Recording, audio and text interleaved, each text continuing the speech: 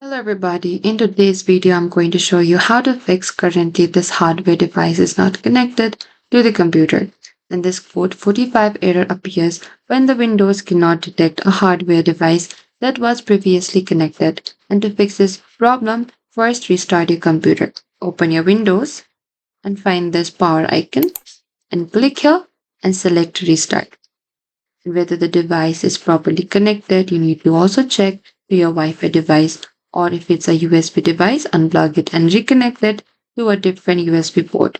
For a wireless device, make sure it is powered on and paired correctly. For next, you can open the device manager. You need to press Windows plus X. And from here, you need to select this device manager. So over here, what you need to do is you need to enable the device and locate the device with the warning icon here. If you find any warning icon, you need to enable the device if that option is available. Or you can also right click on the device and simply enable the device. And that is it. This is how you can fix the currently this hardware device is not connected to the computer. Thank you for watching this video. I hope this video was helpful.